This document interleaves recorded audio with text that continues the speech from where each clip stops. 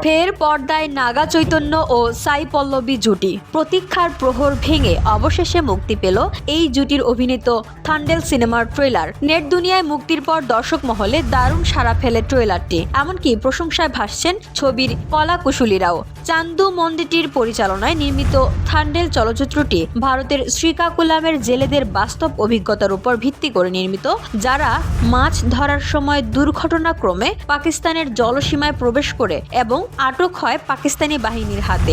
সম্প্রতি মুক্তিপ্রাপ্ত এই সিনেমার 2 মিনিট 23 সেকেন্ডের ট্রেলারটিতে নাগা ও সাইয়ের চরিত্রগুলোর মধ্যে গভীর বন্ধন দেখা যায়। তবে গ্রামের লোকরা তাদের সম্পর্ক নিয়ে গুজব ছড়াতে থাকে।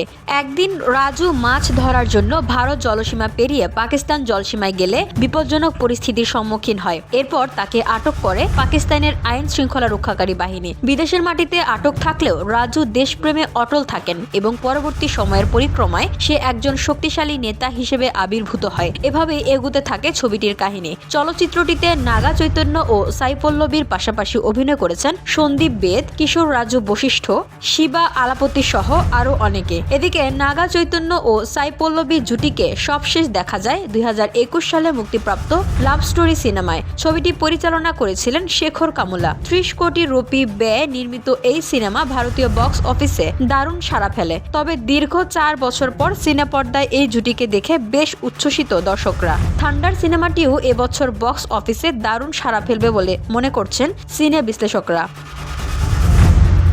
VOD Bangla news desk.